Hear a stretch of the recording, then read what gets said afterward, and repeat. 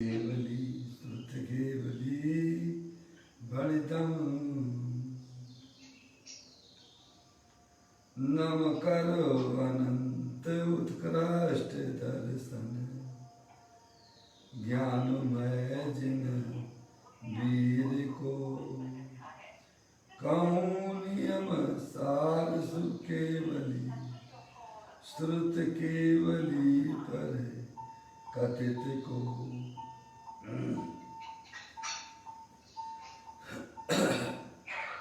श्री नियमसारी नामक यह परम आध्यात्मिक ग्रंथ स्वाध्याय हेतु यहाँ विराजमान है। आज से 2000 वर्ष पहले इस महान पवित्र ग्रंथ की रचना आचार्य श्री कुंद देव द्वारा इसी पवित्र भूमि पर की गई। ग्रंथ का नाम नियम सार है। इसके टीकाकार परम प्रमलधारी देव मुनराज हैं। ग्रंथ का नाम नियम सार, नियम से करने योग्य कार्य, अपनी आत्मा में सम्यक दर्शन, सम्यक ज्ञान, सम्यक चारित्र रूपी निर्मल पर्याय, पवित्र पर्याय, मोक्ष मारूपी पर्याय प्रकट करना, क्योंकि वह स्वयं सुख स्वरूप है और अनंत सुख का कारण है। अनादिकाल से हमारे और आपकी आत्मा में पर को अपना जानने वाली, पर को अपना मानने वाली, पर के साथ संबंध रखने वाली ऐसी मोह राग रूपी अपवित्र रूप पर्याय प्रकट है, जो स्वयं दुख स्वरूप है और अनंत दुख का कारण भी है। ऐसी मूलादेश रूपी मलिन पर्याय का अपनी आत्मा में से उसका अभाव करना है और सम्यक दर्शन ज्ञान चारित्र रूपी निर्मल पर्याय, पवित्र पर्याय प्रकट करना है, क्योंकि वह स्वयं सुख स्वरूप है और अनंत सुख का कारण भी है। ऐसे कार्य की प्राप्ति जिनवाणी माता के माध्यम से अपने आत्मा के स्वरूप को पहचानना, अपनी जो आत्म वस्तु है वह परद्रव पर भावों से भिन्न है और अपने ज्ञानादि अनंत शक्तियों सहित तीनों काल विद्यमान वस्तु है।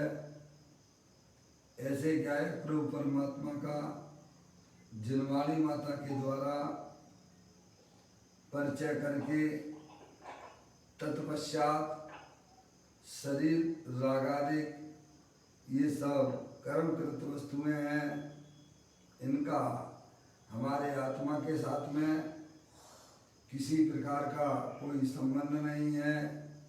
इस प्रकार सम्यक वेद ज्ञान पूर्वक शरीर राग आदि का लक्ष्य छोड़ के अंदर जो अखंड ज्ञान ज्योति स्वरूप जो चैतन्य वस्तु है उसको अपना जानना, उसको अपना मानना और उसमें ही अपनी आत्मा को पर्याय को मग्न करना, यही वास्तव में अरिहंत परमात्मा द्वारा बताया गया धर्म है। उसकी चर्चा यहाँ पर एक एक गाथा, एक एक कलश और टीका के माध्यम से आचार्य भगवंतों ने, मुनराजों ने हमें यहाँ समझाई है। उसे व्यवस्थित तरीके से समझना और उस पर चलना हमारा आपका सबका कर्तव्य है। देखिएगा यहाँ पर जो है 66वें नंबर की गाथा पूर्ण करने के बाद व्यवहार चारित अधिकार चल रहा है, उसी को लगा देना। व्यवहार चारित अधिकार यहाँ चल रहा है चौथा अधिकार, जिसमें अपन ने मुनराजों के 28 मूल गुणों में से पंच महाव्रत और पंच समिति की चर्चा हम आपने पूर्ण कर ली है। और 66वें नंबर की गाथा में गुप्ती की चर्चा, मनोगुप्ती की चर्चा भी अपन ने पढ़ी। उसके बाद परम प्रबंधारी देव मुनराज ने 91 नंबर का यहाँ एक कलश लिखा है, उसको अपन आज प्रारंभ करते हैं, पढ़ते हैं। परम प्रबंधारी देव मुनराज इस कलश के माध्यम से क्या हमें समझाना चाहते हैं, क्या बताना चाहते हैं, वो अपन पढ़ते हैं, पाठ कर लेते हैं। जो परमागम कथित अर्थ का चिंतक अरूपी जितेंद्री है, बाह्य अभ्यंतर संग रहित जिन पद ध्याता को गुप्ती कहें, जिन पद ध्याता को गुप्ती कहें, गुप्ती किसे कहते हैं, गुप्ती किनको होती है, किसे कहते हैं, वह इसमें बताते हैं। कहते हैं जो परमागम कथित अर्थ का चिंतक और जितेंद्री है, यानी जिसका मन परमागम के अर्थों के चिंतक युक्त है। क्या मुनराज हैं, उनको मुख्य रूप से दो ही काम रहते हैं, ध्यान और अध्ययन, है नहीं। तो जिनका मन जो है निरंतर परमागमों के अर्थ में ही लगा रहता है, उससे जुड़ा हुआ है, चिंतन युक्त का ना, जिनका जिसका मन परमागम, जो जैन देव द्वारा बताए गए परमागम, उनके अर्थों में समझेंगे आप कि चिंतन युक्त है, निरंतर उनके मन में अर्थात उनकी ज्ञान की पर्याय में निरंतर बस एक अनंत परमात्मा द्वारा बताया गया जो तत्व है, जो वस्तु है, उसमें ही बस उनका मन लगा रहता है। अन्य कहीं हुए अपने उपयोग को भटकाते नहीं हैं। जिसका मन परमागम के अर्थों के चिंतन युक्त है। और कैसे हैं वे मुनराज, कहते हैं बीज जितेंद्री हैं। कैसे हैं मुनराज, जिन्होंने विशेष रूप से इंद्रियों के विषयों को जीत लिया है। क्या कहा भाई साहब, है कैसे हैं मुनराज, जिनका निरंतर मन एकमात्र अरिहंत परमात्मा द्वारा बताया गया जो तत्व है उसमें उनका लगा रहता है। और वे कैसे हैं कि उन्होंने विशेष रूप से इंद्रियों के विषयों को जीत लिया। बीज जितेंद्री लिखा ना, बीज जितेंद्री हैं। कैसे हैं, बी यानी विशेष हैं, इंद्रियों को विशेष रूप से उन्होंने जीत लिया है। समझ में आया? कैसे हैं वे मुनराज, जिन्होंने विशेष रूप से इंद्रियों को जीत लिया। जितेंद्रिय है ना, जीत लिया किसको, इंद्रियों के विषयों को। समझे आप? कैसे हैं वे मुनराज, कहते हैं जिनका मन निरंतर परमागम के अर्थों में लगा रहता है, जिनका उपयोग और जिन्होंने विशेष रूप से इंद्रियों के विषयों को जीत लिया है। और कैसे हैं वे मुनिराज? जो बाह्य तथा अभ्यंतर संग रहित हैं। बाह्य में उनको वस्त्र पात्र आदि से रहित हैं और अंदर में रागादिक परिणति से भी रहित हैं। क्या भाई? कैसे हैं वे मुनिराज? बाह्य तथा अभ्यंतर संग रहित है, यानी बाह्य में वस्त्र पात्र आदि से रहित और अंदर में रागादिक परिणति से रहित है। समझ में आया भैया? और वे कैसे हैं? जो श्री जिनेन्द्र चरण के स्मरण से संयुक्त हैं। 24 घंटा जिनेन्द्र देव परमात्मा की भक्ति में उनका मन लगा रहता। जिनपद ध्याता को गुप्ति कहे हैं। समझ गए? ऐसे होते हैं मुनिराज। उनकी ज्ञान की पर्याय उनका मन कहाँ होता है वह यहाँ बताया गया है। समझे? दिन रात आत्मा का चिंतन मृदु संभाषण में यही कथन। समझे नहीं आप? देख लीजिए, अपने अपने मन को देखिए, अपने अपने ज्ञान की पर्याय को देखिए कि हमारा मन, हमारा उपयोग 24 घंटा कहाँ लगा रहता है। कितने समय हम अपने आत्मा के चिंतन में, हम अपने अनंत परमात्मा द्वारा बताए गए तत्व में रहता है। या मुनिराज के स्वरूप का बताने का मतलब क्या है? मुनिराज तो मोक्ष मार्गी है ही,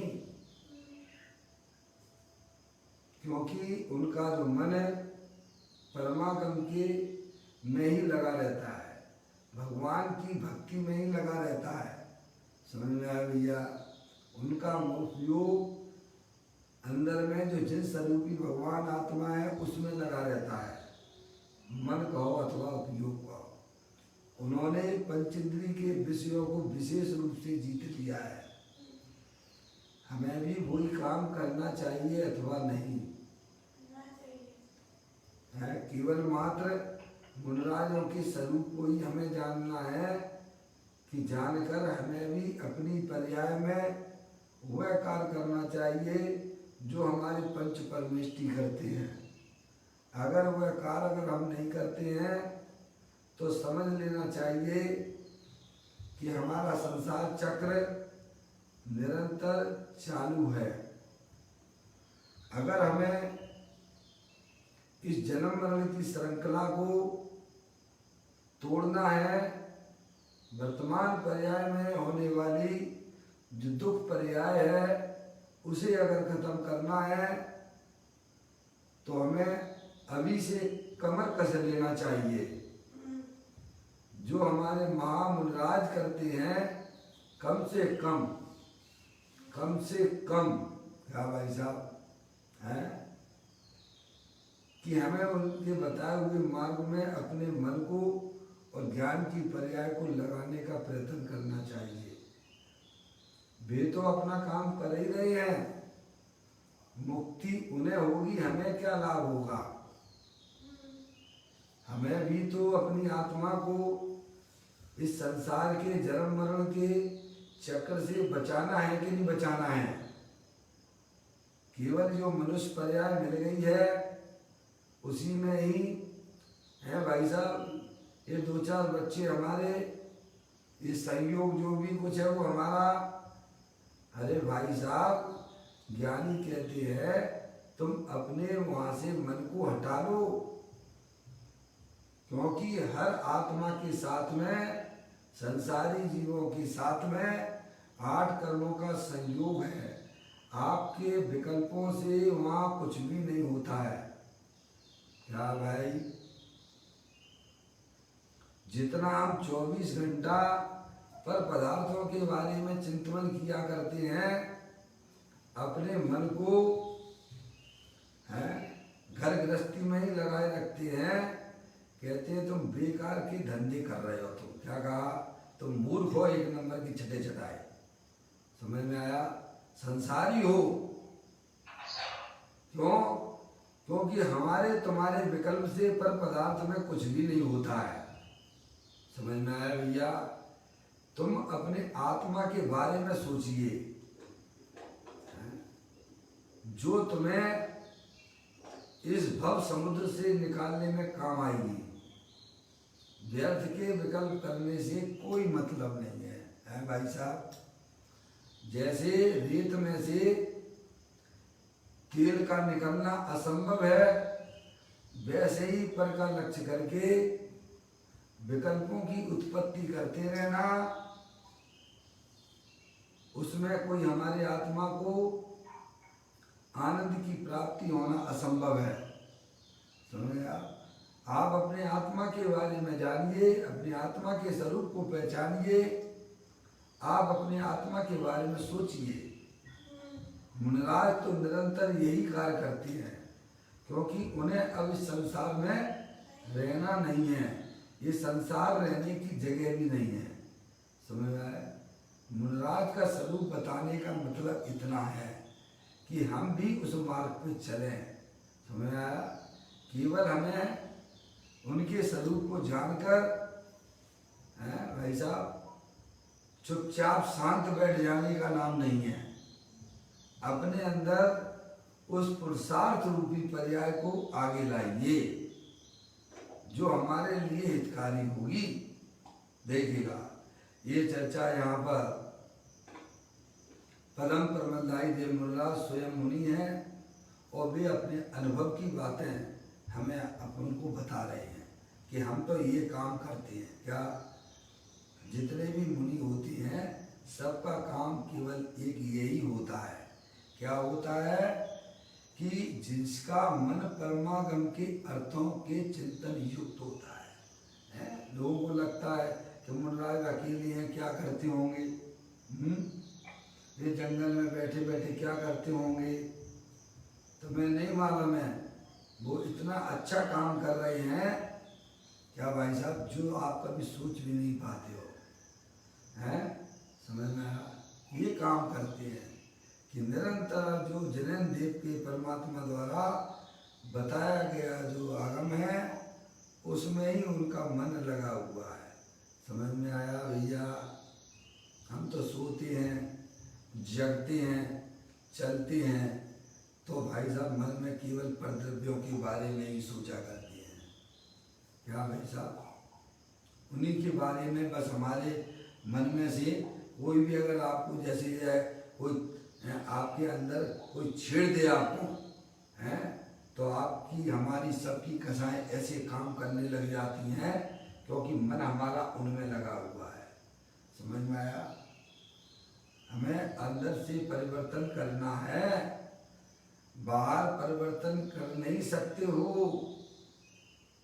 समझ में आया पप्पू भैया? क्या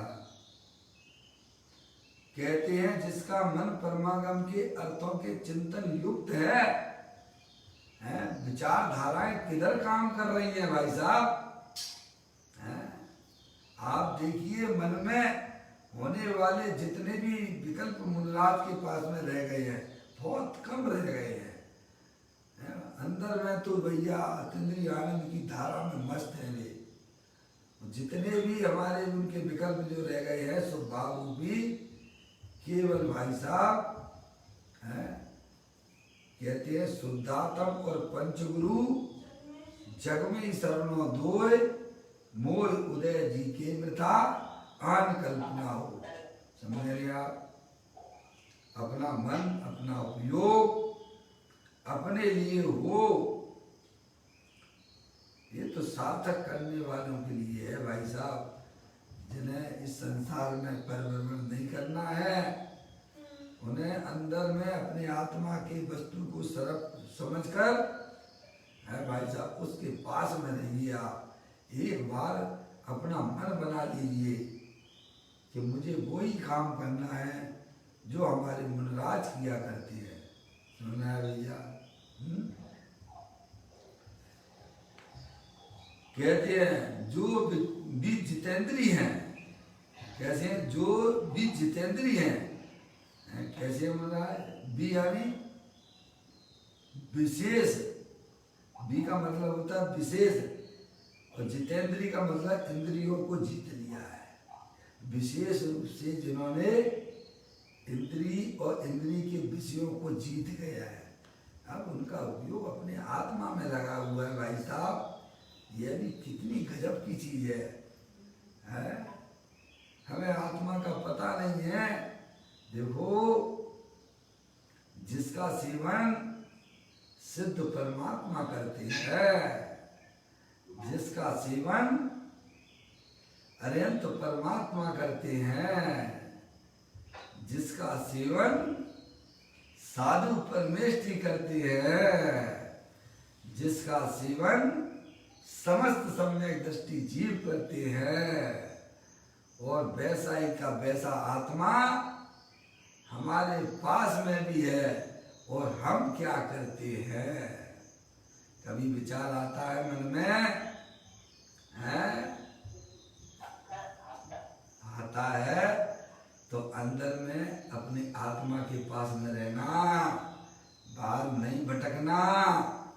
इतनी सुंदर चीज अपने पास में है, अरे हम स्वयं हैं। समझ में आया? ये काम करने योग्य है। सब काम छोड़ देना भाई साहब, एक बार अपने आत्मा का परिचय करके मात्र अपने आत्मा के साथ में रहना, आपको इतना आनंद मिलेगा, इतना आनंद मिलेगा जिसका कभी हमने कल्पना नहीं की होगी। समझ में आया? ऐसा आत्मा देवर में ज्ञानेश्वर विराजमान है। फिर कहते हैं जो बाह्य तथा अभ्यंतर संग रहते हैं, किनकी संगति छोड़ी है उन्होंने? बाहर में वह पीछे कमंडल के अलावा एक परमाणु मात्र भी अपने साथ में नहीं रखते हैं। समझ आया? वस्त्र पात्र आदि की तो बात ही अलग है, उसको भी नहीं रखती है बाहर में। और अभ्यंतर में जो रागाधिक किंचित रागाधिक परिणति रह गई है, उसकी भी संगति नहीं करती है। संगति करने योग तो अपना परम सत स्वरूपी भगवान आत्मा है जो संगति करने योग्य है। अरे अच्छे लोगों की संगति करो ना भाई साहब। सिद्ध भगवान किसकी संगति किए हुए हैं? अरियंत परमात्मा किसकी संगति किए हुए हैं? समझ में आया? अगर अपने आत्मा की संगति जहां होगी, वहां दुनिया भर के पर पदार्थ चाहे चेतन हो अथवा चेतन हो, है भाई साहब, समझ गए? अब उनका मन कभी भी उन तरफ जाता ही नहीं है। और मान लीजिए कमजोरी बस चला भी जाता है तो सम्यक दृष्टि वहां से सम्यक वेद ज्ञान द्वारा वापस अपने घर में आ जाता है। कहते हैं जो श्री जिनेंद्र चरण के स्मरण से संयुक्त है। समझ गया? कैसा है वो? ऐसी भक्ति करो ना।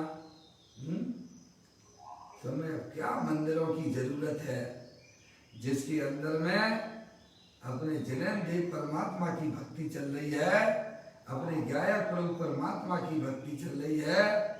समझ? उन्हें अब मंदिर और सम्मेद शिखर जी गिरनार आदि की जाने की कोई जरूरत होती नहीं है, वह तो मजबूरी का नाम है। समझ में आया भाई साहब? जिसके घट में क्या बोलते हो आप? घट में गंगा, क्या कटौती में गंगा, और क्या है? क्या? हाँ, समझ में आया? जिसका मन, जिसका हृदय, जिसका उपयोग अपने गायक प्रभु परमात्मा में ही तो लगा हुआ है, तो साहिब समझ लेना चाहिए भाई साहब, अब उसे किसी से कोई लेना देना रहता नहीं है। वो चीज हमारे पास में अभी उपलब्ध है, उपलब्ध तो अनादि से थी, पर हमें उसका सेवन करना नहीं आता था, समझ में आया। इसीलिए दर दर की ठोकरें खाते हुए 4 गति 84 के फल में हम रुल रहे हैं, समझ में आया। देखिएगा ये बात तो अपन ने यहाँ परम परमलदायी देव मुनिराज के कलश के माध्यम से अपन ने आपने सबने पढ़ी। अब यहाँ पर पूज्य गुरुदेव श्री प्रवचन रतन चिंतामणि के माध्यम से हमें इसी कलश का भाव ग्रहण कराते हैं, वह भी आप हम पढ़ लेते हैं। देखें,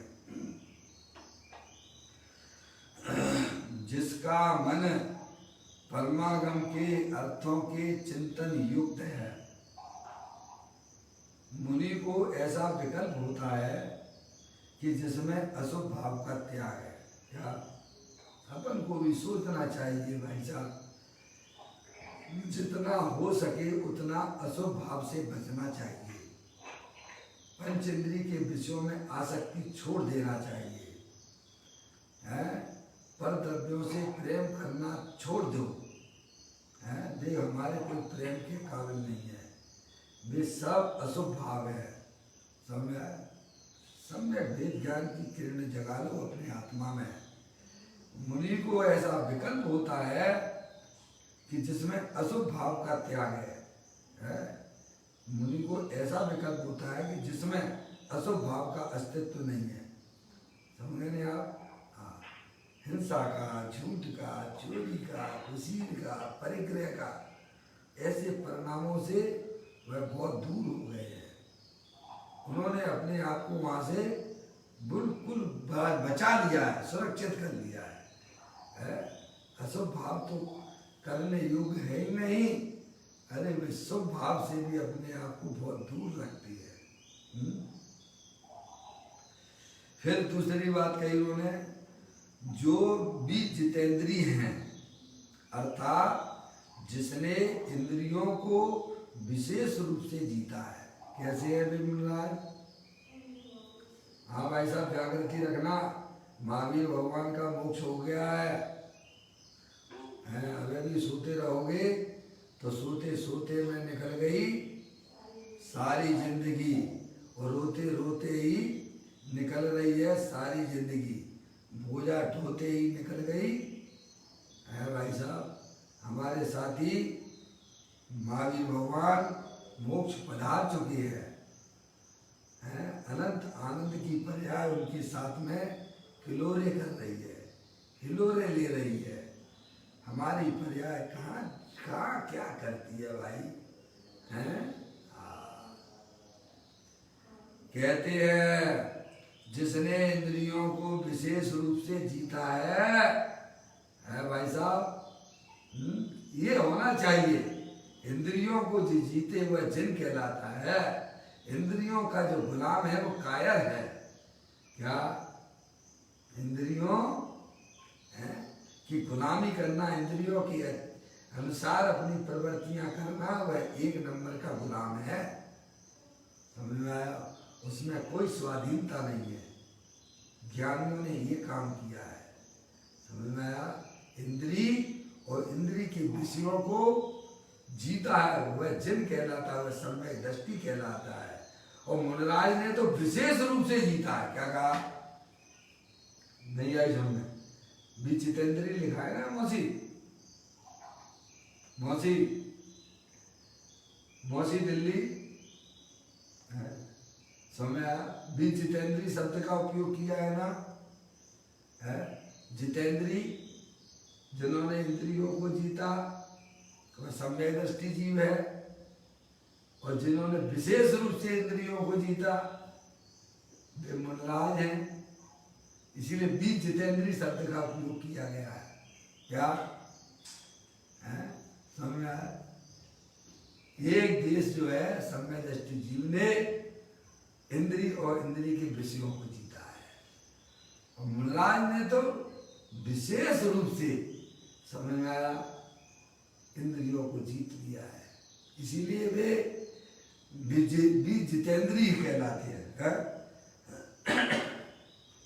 देखो, जो भी जितेंद्रीय हैं, अर्थात जिसने इंद्रियों को विशेष रूप से जीता है, हम तो सोते हैं तो कल क्या बनाना है अजय भैया, हैं? कल उस लड़की से मिलेंगे, कल उस लड़की से मिलेंगे और फिर उससे ऐसा बोलेंगे। क्या सोचते हो भाई साहब? अजय भैया, अजय भाई, अरे आवाज आ रही है? कोई बात, बहुत अच्छी बात है अजय भाई, है? हम तो इसीलिए थोड़ा नाम लेके बोल लेते हैं भैया, जिससे अपन को जागृति बनी रहे, हैं? हाँ मौसी, समझ में आया भैया, है? हमारा मन कहाँ लगा रहता है? 24 घंटा इंद्री के विषयों के बारे में सोचा करता है। सोते हैं तो कि कल भैया क्या बनाना है मौसी, काय में मन लगा हुआ है, हैं? इनसे इतने रुपए लेना है, इनको इतने देना है, इनको ये करना है, वो करना है भैया, हैं? बोलो। सोते हैं तो पल के लिए सोते हैं, जागते हैं तो पल के लिए जागते हैं। अपने बारे में कब सोचते हो? हैं? पल के बारे में सोचना अधोगति का कारण है। अरे अपने बारे में सोचो कि अनादि काल हो गया, अनंत काल निकल चुका है, हमने कभी अपने आत्मा के स्वरूप को ना पहचाना, अपने आप का कभी परिचय नहीं लिया है भाई साहब। लॉकडाउन तो खुल गया है, तुम अपने पर्याय में होने वाले लॉकडाउन को कभी नहीं खोलना, अपने घर में ही रहना। समझ में आया भाई साहब? बड़े मुश्किल से इतनी सुंदर वस्तु हमें मिली है, अब वह पर्याय में कभी भी लॉकडाउन खुलने वाला नहीं है उसमें। ज्ञानी कहते हैं मुझे अपनी आत्मा में आनंद आने लग गया है, अब मुझे पर पदार्थों की क्या जरूरत है? कहते हैं बीज जितेंद्रिय हैं, अर्थात जिसने इंद्रियों को विशेष रूप से जीता है और जो बाह्य तथा अभ्यंतर संग रहित है। डॉक्टर साहब ये काम कर लो बस, है भाई साहब? अपना ऑपरेशन अपन को ही करना होगा। क्या करना है डॉक्टर साहब? अपना ऑपरेशन किसको करना है? स्वयं को ही करना होगा। आत्मा स्वयं ही देव है, आत्मा स्वयं ही गुरु है, आत्मा स्वयं शास्त्र है। अरे आत्मा स्वयं चलता फिरता संवेद शिखर है। समझ में आया? आत्म ही है देव निरंजन, आत्म ही सतगुरु भाई, आत्म शास्त्र धर्म आत्म तीर्थ आत्मा सुखदाई, आत्मनन ही है रत्नात्रय, पूरित अवगान सुखदाम। ऐसे देव शास्त्र सतगुरुवर, आत्म तीर्थ में करूं स्नान। क्या भाई साहब? ऐसा स्नान कर लो, फिर दोबारा गंदगी लगने का काम भी नहीं रहेगा और स्नान करने की जरूरत भी नहीं पड़ेगी। भैया पापा ये काम कर लो, सब तरफ से लॉकडाउन कर दो पर्याय में। ये मनुष्य पर्याय की क्षण एक एक समय जो निकल रहे हैं ना, करोड़ों रुपए मांगोगे और मिल जाए तो भी मिलने वाले नहीं हैं। समझ में आया? मुनि को बाह्य में वस्त्र पात्र आदि का संग नहीं है और अंतरंग में राग का संग भी नहीं है। बोलो संग है तो अपना एक त्रिकालिक ध्रुव भगवान आत्मा जो अनंत शक्तियों के भंडार वाला है, किसकी संगति करे बैठी है? वो इतनी बढ़िया चीज है। फिर कहते हैं और जो श्री चंद जिनेन्द्र चरण के स्मरण से संयुक्त है उसे सदा मुक्ति होती है, सदा मुक्ति होती है। बोलो ऐसा नहीं है कि कभी कभी होती हो, हैं? समझ में आया? सम्यक दृष्टि जीव को ये प्रक्रिया प्रारंभ हो जाती है। 24 घंटा जिनेन्द्र भगवान की भक्ति करता है वो, है भाई साहब? हम आप कितनी करते होंगे भाई साहब? अरे घर बैठे भक्ति होती है, मंदिर में भक्ति नहीं होती है। समझ में आया? ये भक्ति करना सीख लो, हैं? भाई साहब भगवान के दर्शन करना है, अरे करवाना हो तो करवा ले भैया, करवाएगा तो तेरे को पुण्य बनेगा।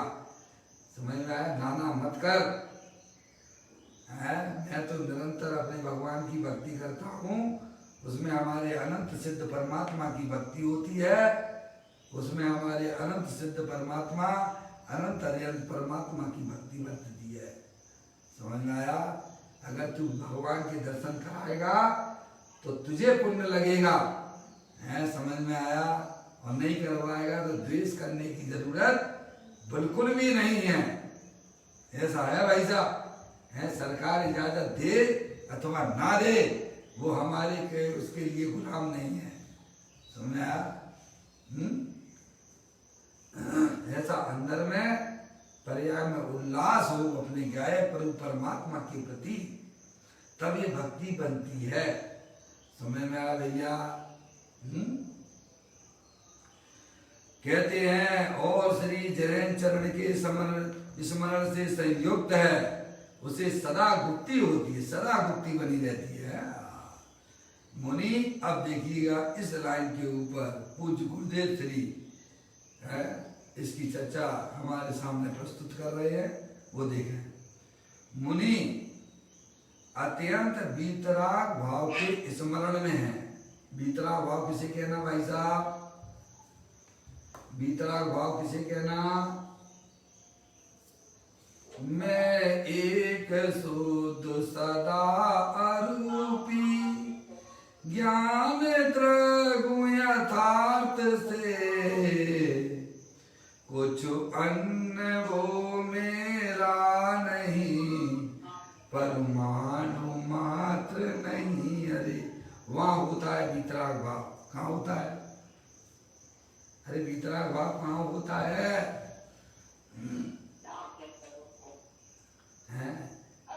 मैं एक शुद्ध सदा अरूपी ज्ञान द्रगुण यथार्थ से, कुछ अन्य वो मेरा नहीं परमाणु मात्र नहीं। अरे पहले आत्मा है भाव, पहले आत्मा भाव से नग्न होता है। मेरा तो एक चेतनेश्वर भगवान आत्मा है, ऐसा जहाँ मन में ज्ञान की पर्याय में होने लगता है, वही वीतराग भाव कहलाता है। क्या कहा भाई साहब? हैं? हम तो आत्मा को भूल के स्त्री मेरी है, पुत्री मेरी है, दुकान मेरा है, रुपया पैसा मेरा है, अरे तेरा एक परमाणु मात्र भी तेरा नहीं है। ऐसी मन में जिसकी भावना होती है मेरा तो एक चेतनेश्वर भगवान आत्मा है, वह भाई साहब वहां वीतराग भाव यानी अत्यंत आनंद की प्राप्ति हो जाती है। क्या भाई साहब? मन में कितने कितने व्यर्थ के विकल्पों को आज जन्म दे रहे हो। समझ में आया? कहते हैं अत्यंत वीतराग भाव के स्मरण में है। बोलिएगा, हैं? अब से किसकी चिंता है? जिसने पूरी तरह से भाई साहब उस बात का निर्णय कर लिया है कि मेरा तो एक चेतनेश्वर भगवान आत्मा है जो अनंत शक्तियों के भंडार वाला है, और मुझे पूरी जिंदगी उसी के साथ में निकालना है? मुझे अब पर से कोई भी लेना देना नहीं है। ऐसा मन में जिनके विकल्प चलता है वह वीतराग भाव को प्राप्त हो जाता है। देखो आत्मानुशासन में गुणभद्राचार्य 110वें नंबर की गाथा में हमें समझाते हैं। एक भाई ने प्रश्न किया कि प्रभु परमात्मा बनने का कोई शॉर्टकट उपाय है क्या? मौसी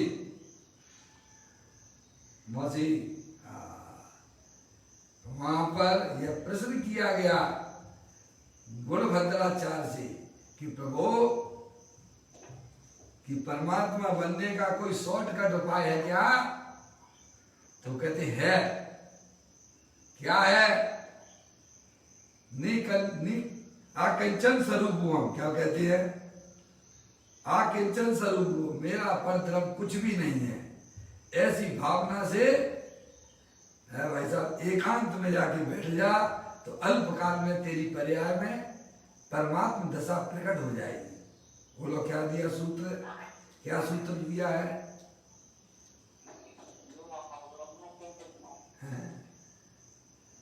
आकिंचन स्वरूपोहम, मेरा कुछ भी नहीं है, परद्रव्य मेरा कुछ भी नहीं है। और वह इस भावना से अगर बैठ गए तो अल्पकाल में केवल ज्ञान की पर्याय प्रकट हो जाएगी। भाई साहब समझ में आ गया? हमारे आत्मा में, हमारी पर्याय में जो हमारा टेंशन चला करता है ये भैया, क्योंकि हमारी नीयत खराब है। जो चीज हमारी है नहीं है उसके बारे में हम सोचा करते हैं, तो पर्याय में तो टेंशन आएगा ना प्रभु। है एक बार मन में ऐसी भावना भालो कि प्रभु मेरा तो एक चेतनेश्वर भगवान आत्मा है जो अनंत शक्तियों के भंडार वाला है। प्रभु इसके अलावा मेरा कुछ भी नहीं है। देखो ना आपकी पर्याय में ना निराकुरता की पर्याय उत्पन्न हो जाए तो आज के समय भी लोग गारंटी, ज्ञानी गारंटी देने के लिए बैठे हुए है भाई साहब। हम कमर नहीं खसते हैं ना, समझ में आया भैया? कहते हैं अत्यंत वीतराग भाव के स्मरण में है उनका मन है, उनका उपयोग वह निश्चय मनोगुप्ति है, उसे निश्चय मनोगुप्ति कहते हैं। जिस पर्याय में अपना त्रिकाल एक भगवान आत्मा जो वीतराग स्वरूप वाला है, अतीन्द्रिय आनंद स्वरूप वाला है, उसमें उनका उपयोग लगा हुआ है, वह वास्तव में निश्चय से मनोगुप्ति कहलाती है। मन में अपने ज्ञायक प्रभु परमात्मा को बसा लेना, उसको कहते हैं निश्चय से मनोगुप्ति।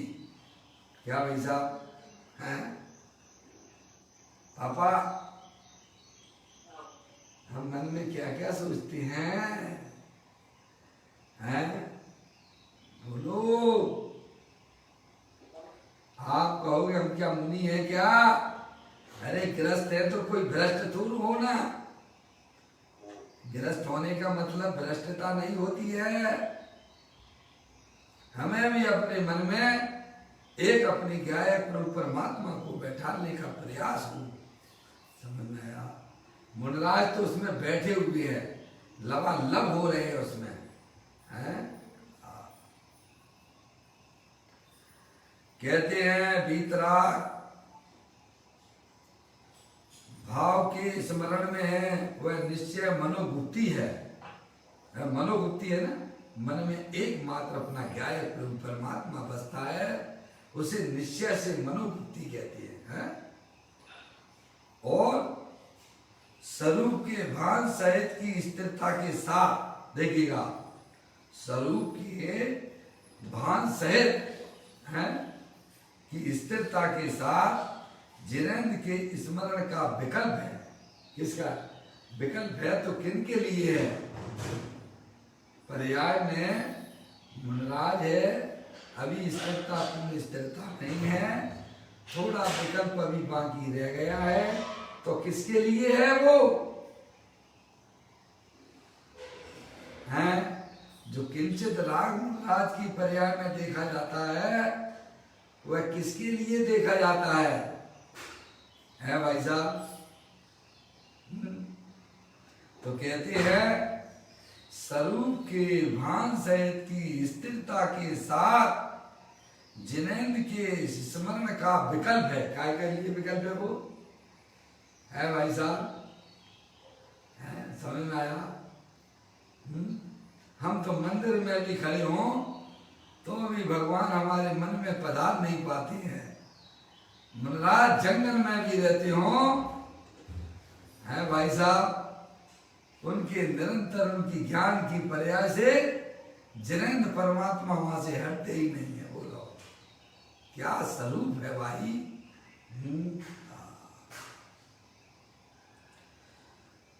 स्वरूप के भान सहित की स्थिरता के साथ अंदर में अपने गायक प्रभु परमात्मा की पकड़ बनी हुई है भाई साहब।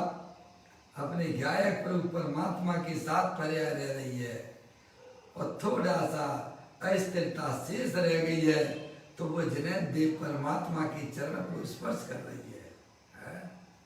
हाँ, जिनेंद्र के स्मरण का विकल्प है वह व्यवहार मनोवृत्ति है। क्या भाई साहब, इतना राग थोड़ा रह गया है ना, इसीलिए उसे व्यवहार मनोवृत्ति नाम प्राप्त हो गया है। और जिनकी पर्याय में अपने आत्मा का भान नहीं है, भले ही पर्याय में शुभ राग है, उसे व्यवहार से भी व्यवहार मनोवृत्ति नहीं कहती है। मौसी समझ में आएगी इतनी बात? भले ही आत्मा की पर्याय में शुभ राग हो 28 मूल गुण पालने का, लेकिन जिसमें अपना आत्मा का भान नहीं है वह व्यवहार से भी मनोवृत्ति नाम प्राप्त नहीं करती है। हाँ, जिसकी पर्याय अपने आत्मा के साथ में रह रही है लेकिन पूर्ण रूप से अभी उसमें थोड़ी कमी है, राग है, इसीलिए उस राग के कारण से उसे व्यवहार से मनोवृत्ति कह दिया गया है। और पूर्ण रूप से जो अपनी पर्याय अपने गायक प्रभु परमात्मा में स्थिर है भाई साहब, अंदर में, समझ में आया, वह निश्चय से मनोवृत्ति कहलाती है। क्या जितनी पर्याय में वीतराग दशा है वह निश्चय से मनोवृत्ति के रूप में जाती है, और जितना राग रह गया है वह राग के कारण से व्यवहार से मनोवृत्ति कही गई है। हैं? ऐसी बात है भाई साहब। निश्चय और व्यवहार का स्वरूप हमारे ज्ञान में क्लियर होना चाहिए। बाहर की जल क्रिया का नाम ना तो निश्चय है और ना व्यवहार है। क्या पप्पू भैया?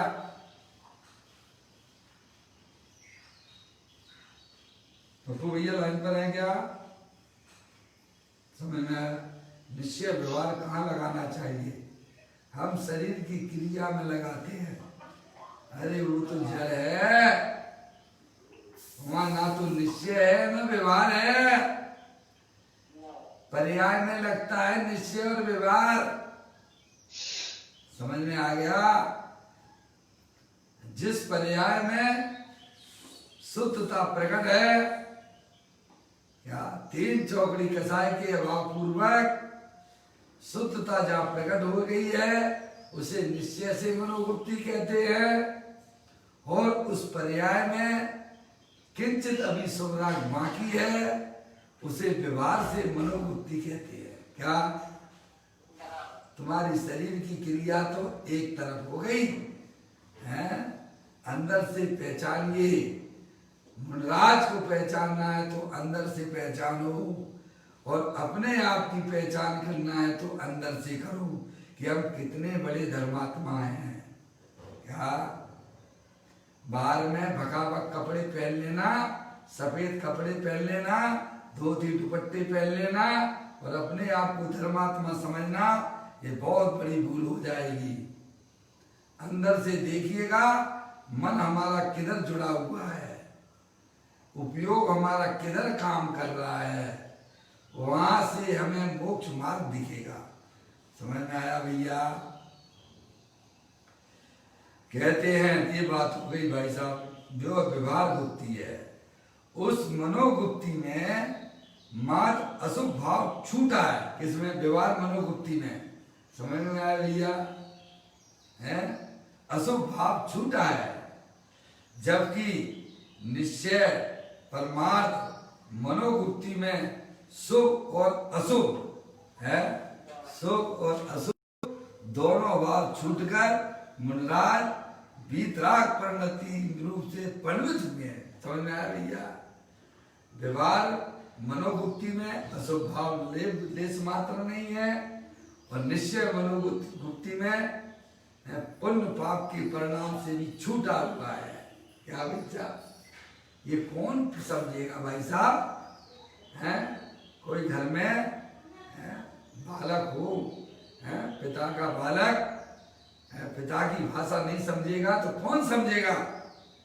हम जैन कुल में पैदा हुए हैं, हमारे अनंत परमात्मा की भाषा, हमारे गुरुओं की भाषा अगर हम नहीं समझेंगे तो कौन समझेगा? क्या लालछन लगाना है क्या? है समझ में आया? ये होता है व्यवहार मनोवृत्ति में अशुभ का लेश नहीं है, और निश्चय मनोवृत्ति में शुभ अशुभ परिणाम का भी लेश मात्र भी नहीं है। गजब है भाई साहब? देखो, यह परमार्थ निश्चय मनोवृत्ति है जो कि मोक्ष का कारण है। समझ में आया? अंदर में जो पर्याय में जो तीन चौकड़ी कसाई के अभाव पूर्वक जो पर्याय में शुद्धता प्रकट हुई है, वह नियम से मोक्ष पर्याय लाने वाली है। क्या भाई साहब? किसी प्रकार की शंका मत रखना, ये अनंत परमात्मा के यहाँ से आया हुआ संदेश है। क्या भाग है उतना उस पर्याय में संसार है। देखो, हमारे 5 मुनराज पांडव कहाँ पर ध्यान लगा रहे थे? कौन सा क्षेत्र में? शत्रुंजय के पहाड़ पर बैठे हुए थे। पूर्व पाप के उदय से बाद में ऐसा निमित्त मिला है, उनके ऊपर उत्सर्ग हुआ शरीर के ऊपर है। लेकिन 2 मुनराजों को उन मुनि के प्रति राग उत्पन्न हुआ, तो राग उत्पन्न हुआ तो उतना संसार उनको भोगना ही पड़ेगा, चाहे वह कोई भी हो। यहाँ कर्म किसी को छोड़ते नहीं है। समझ में आया भैया? और 3 मुनराजों ने बिल्कुल भी उनको विकल्प उत्पन्न नहीं हुआ है। जैसे ही उपसर्ग उनको हुआ, 6वें गुण स्थान में उपसर्ग का ज्ञान होता है, और 7वें गुण स्थान में वह इतने अपने आप में जैसे है ना, जैसे अपने घर में आग लगी हो तो सबसे पहले आप किसको बचाओगे? सबसे पहले आप किसको बचाओगे? अगर घर में आग लग गई हो, किसको बचाओगे सबसे पहले? अपने को बचाते हैं, और कितनी ताकत के साथ में बचाते हो? है धीरे धीरे बचाओगे तो आग तुम्हें पकड़ लेगी। है समझ में आया? इतनी फुर्ती के साथ में, इतने वीर के साथ में वह घर में से बाहर निकलता है। ऐसे ही जब 6वें गुण स्थान में मुनराज को ज्ञान होता है कि मेरे पूर्व पाप के उदय से मेरे ऊपर उपसर्ग हुआ है, अब मुझे पूरी तरह से सावधान हो जाते हैं अंदर में। क्या? अपने गायक प्रभु परमात्मा की शरण में जो थोड़ी सी असुविधा हो रही थी है भाई साहब, उसको भी दूर करते अभाव है, जो हो रही थी उसको भी दूर करते हुए अपने आत्मा में लीन हो गए, और उनकी पर्याय में केवल ज्ञान और मोक्ष की पर्याय प्रकट हो गई है। मोक्ष में आराम से रह रहे हैं। क्या कहा भाई साहब? ऐसा हमें कभी लगता है क्या? हमारे ऊपर कितने कितने उपसर्ग चले आ रहे हैं। हमारे ऊपर कोई करे ना उपसर्ग तो हम उसी के बारे में सोचने लगते हैं कि इसने हमारे बारे में ऐसा क्यों किया। क्यों अजय भैया? ये मेरे को घर में आके गाली दे के क्यों चला गया? अरे भाई साहब, इतना विचार करो, मेरे आत्मा के साथ में 8 कर्मों का संयोग है और उनके उदय हर समय आते हैं। वो तो अच्छा हुआ कि वो मुझे गाली दे के चला गया, अगर वो गाली ना देता तो हमारे कर्मों की निर्जरा कौन करता? क्या भाई साहब, कभी ऐसा विकल्प आता है क्या? ज्ञानियों को आता है। समझ में आया? अगर उनके साथ में कोई अहित का काम करता है तो वो उसको उपकारी मानते हैं, क्योंकि उन कर्मों से कौन छुड़ाएगा उसे? हैं?